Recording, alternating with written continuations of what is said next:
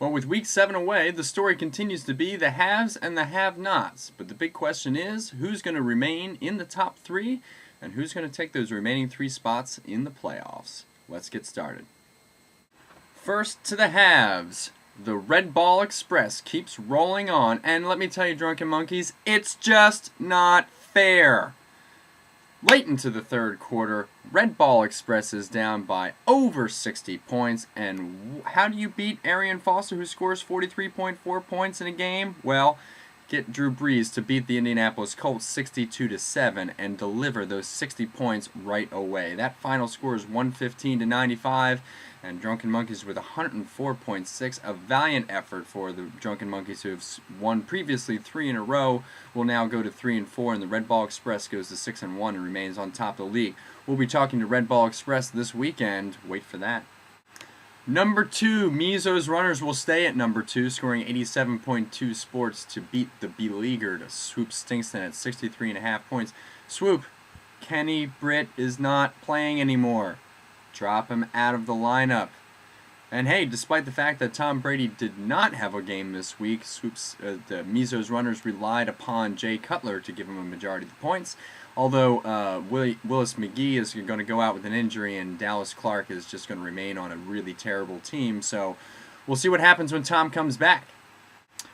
Not a lot of people talking about this team's stepdads. It remains at number 3 at 107.2. I guess the only person I can blame is myself over the Turd Herders at 76.1, who's still struggling up there in the north. Stepdads number 2 in the West and number 3 overall. That's going to come down to one of those division games where Mizo's Runners is going to have to prove that they remain in the number 2 spot, while Stepdads has a clear number 4 spot in the playoffs there. They'll go to 6-1, scoring over 100 points almost every week with a great team there. Turd Herders going to have to turn it on if they want to remain in the playoffs. And to the have-nots, and where better place to start than the despicable Eagles, who win a second game. Yay. 79.45 over Boston Brewski's 55.55 points. Boston Brewski's just beleaguered by the fact that the Patriots were on a bye this week and had to rely on a bunch of players who didn't really show up. The Boston Brewskis wanted me to quote him on the condition of Phillip Rivers, but unfortunately this is a family game, and the words that he said I cannot repeat, but let me just say that he's not very happy.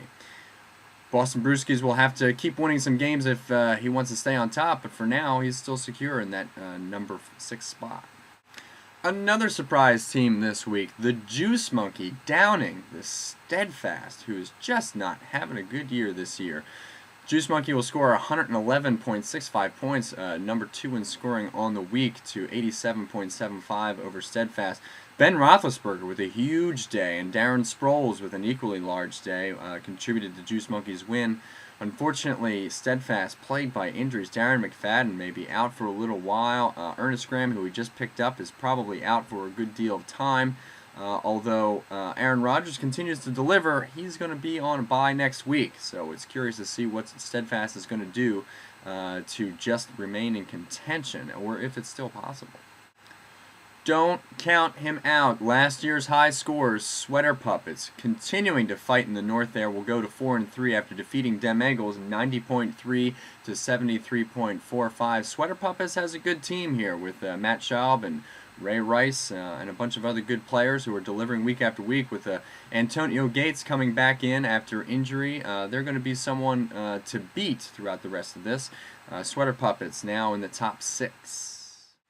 This week, more fights to stay alive. It's Despicable Eagles will have to challenge the Juice Monkey. Juice Monkey is going to have to keep winning to remain in contention, and Dem Eagles is pretty much going to have to, or Despicable Eagles, excuse me, is going to probably have to win every game in order to make it to the playoffs. Dem Eagles, a hard matchup against number 1 Red Ball Express. We'll see if Dem Eagles will remain in contention. Boston Brewskis and Turd Herders, both teams are 3-4, again fighting for a spot. Stepdads and Steadfast. I'm sorry, Steadfast. It just gets harder. Stepdad's clearly a number 3 in the league, and Steadfast fighting for a spot. Drunken Monkeys and Swoop Stinkston might be a gimme, but Drunken Monkeys will have to win in order to remain in contention. Swoop, you still have a chance. Keep fighting and keep fighting. Sweater Puppets and Mizo's Runners. That's going to be a great matchup. They had a lot of great matchups last year, and Mizo's Runners is going to have to defeat a difficult opponent if they want to remain in the number 2 spot. Well, thanks again this week. We'll have a special guest presentation for our prediction this week. In the meantime, hopefully I'll see you all on the 30th. And here's our special guest, Josh Smullins.